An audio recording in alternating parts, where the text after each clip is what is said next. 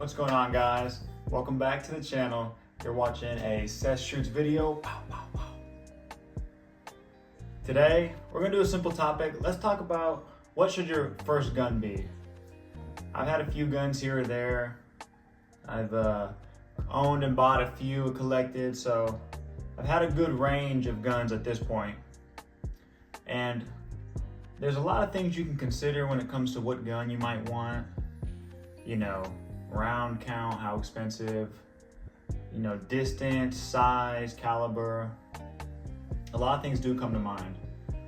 But for your first gun, you should do something simple, easy to remember and function.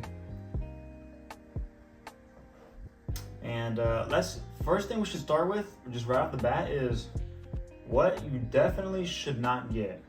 So if this is your first time getting a gun, shooting experience is probably down if you've ever fired a gun.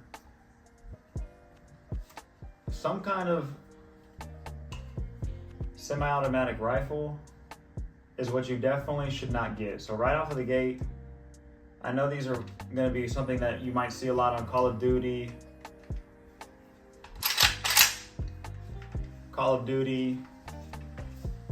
Any other video game. I mean, they're the most used weapon in war currently, so you're gonna want to pick something like this, but without a doubt, it should not be your first gun.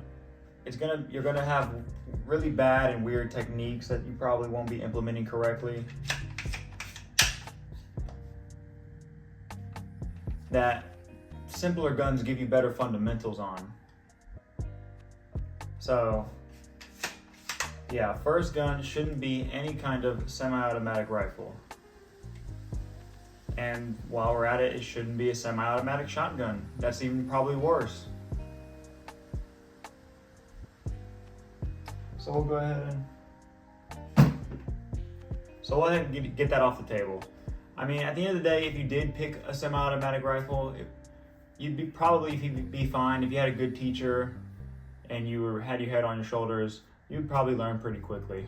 But this is advice for the regular person, maybe doesn't have somebody who could show them, limited range time, limited experience. Your three contenders are going to be pump action shotgun,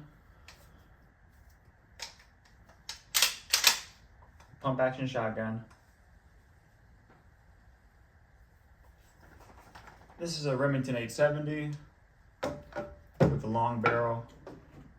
And then second option,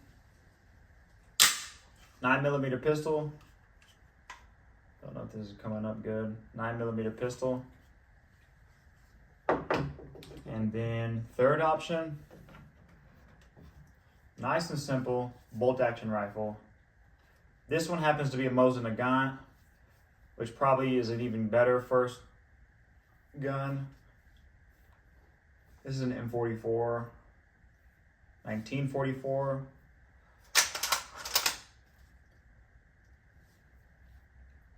For a first gun, 9mm, I mean, there's a lot of advantages. Ammo is going to be very cheap, plentiful. A pistol is great to work your basics.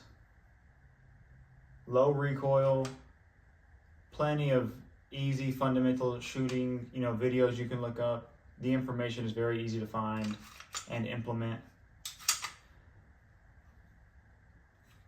There's a lot of good reasons to go with a 9mm. And it doesn't have to be this. This is a mid-size compact. I mean, there's even better options, but sticking on the topic of 9mm, I'd say it wouldn't be a bad first choice. But there's a big but. The but is that although it's not too difficult to shoot with the recoil, aiming down sights, ammunition not being too difficult, the trade-off is that there is a lot more technique. It's not a big gun, so you're not waving something around too much, but there's a lot more technique in wrist and hand movement and management than there is when you have a much longer stocked weapon. with all this distance, you have something to actually kind of line your shots up. You know, you're holding a big stick that goes boom. Versus with the pistol, you're holding I don't know, it's like holding a weird shaped rock that would like go boom or something for the same comparison, but you're holding something much smaller. That means the impulse is a lot less. You've got just less room to work and hold the weapon. So pistol right out of the gate. Y'all gonna hate me for it. You know, maybe not. But pistol should definitely not be one of your first guns. We're gonna move that to the back there. It's just there's too much to learn off of the top of the head if your experience is super low and you don't necessarily might not have someone to actually be hands-on and showing you techniques. Pistol and semi-automatic rifles, we'll call that tier 2. You know, it's definitely not beginner or baseline. We'll call that tier 2. Moving on. Option number 3. We'll run through these pretty quick and then I'll make a decision because they're both pretty decent options. But a bolt action rifle, and this happens to be chambered in a 30 cal, a 54R rimmed cartridge.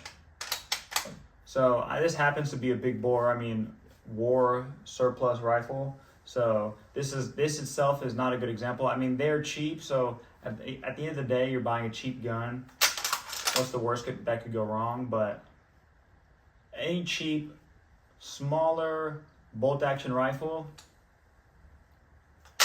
and any caliber smaller than this one, preferably, hey, that's a great way to learn the fundamentals of shooting. You know, where you should have it placed in your shoulder, how you should have your arms, where you feel that they're comfortable. Also, your hand placements are important. You know, lining up the sights, your sight picture. That's a really good option. You know, you're gonna learn a lot about shooting. Shit, and you'll have fun doing it too. And most importantly, one thing I really wanted to consider is how safe all of this would be. The first two options I showed you, they're not necessarily the most safest, just because there is more of a chance that something goes unpredicted, you know, while you're learning the basics and how things should feel and shoot. But with these, they're going to be solid, reliable. Not too much can go wrong, And then the other option is just going to be a 12 gauge. 12 or 20 gauge pump shotgun. This one happens to have the long barrel.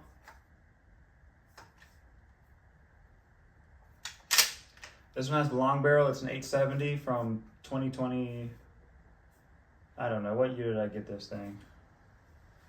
Probably 2017 or 18. I got this gun.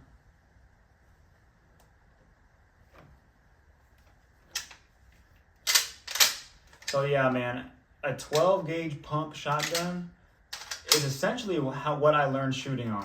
I was a Boy Scout, so I learned shooting on a 12 gauge and on a bolt action pretty much at the same time. But one of the first things that really got me into shooting was not this very specific gun, but it was in fact this 870 with the long barrel and the 12 gauge. This was one of the first guns that I ever shot. It made shooting a lot of fun. So this, hands down, you can't go wrong with a 12 gauge. I say it in my videos, but a 12 gauge shotgun, it beefens you up. It learns how to, it also really teaches you, I think one of the most critical things is that it's going to teach you not to be afraid of the recoil.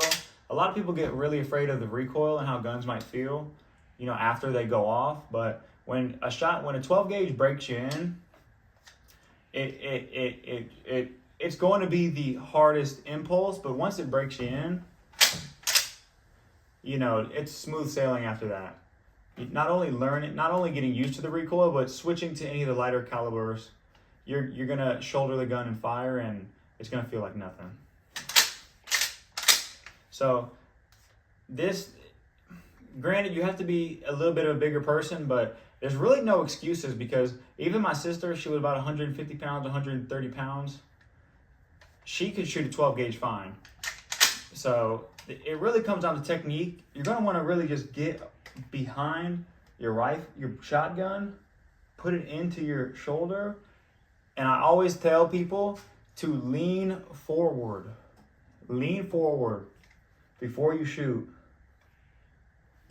Especially with a 12 gauge. You probably don't have to do it with as bad with any other firearm, but if it's a 12 gauge, do yourself a favor and lean forward while you're shooting, leading up to and after and for the follow-ups, because you'll be still in a nice aggressive position to land your shot. Moving on though, as far as ease of use, you pull the trigger, you pump the gun, it's gonna feed it, it's gonna throw one in there when you cycle it. So it runs smoothly every time, it shoots every time.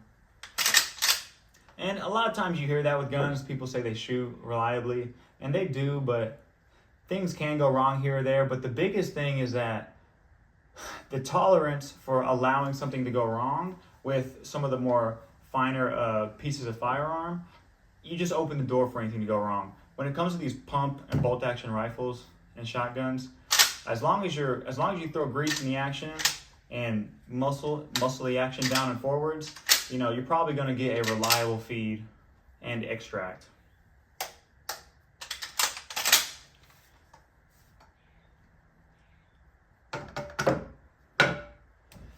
So to sum it all up, I'll end it with this, guys. If you went with a bolt action rifle, it wouldn't be the end of the world. If you went with a pistol, it'd be less than advisable. If you went with the assault rifle, I would say that you should definitely probably get at least some help in properly managing your rifle. But if you go with the pump 12 gauge shotgun, 20 gauge, sure, but let's rip the Band-Aid off and get the 12 under you. You know, get it loaded with the 12 gauge. You're setting yourself up to fundamentally learn how to shoot correctly. You know, recoil management. You're going to learn how to shoot more with an understanding of what happens after the gun goes off, because the loads and the rounds take just a little bit longer to get there. So that comes into play even at 25 yards, and it definitely comes into play at like 50 yards. So you already get to play with the physics behind what happens when a gun goes off at certain distances. You know, you get experience with that really early on. And a big one, sport and trap shooting and hunting and everything like that. When you have a shotgun like this, you know, you get to go to different ranges and have different styles of shooting. And sport and ski shooting is a ton of fun. I recommend you try to go at least once a year. You know, compete with your boys, have some fun. So, yeah, I think that'll sum it up. Semi-automatic last, pistol third, bolt action rifle third. And I'd say the best thing you can probably get if you've never fired a gun or have a little bit of time firing a gun, you know, just ease of use and proficiency is a big one. 12 gauge shotgun, you're not going to be able to go wrong. So with that being said, everybody, thank you for sticking around if you stuck around this long.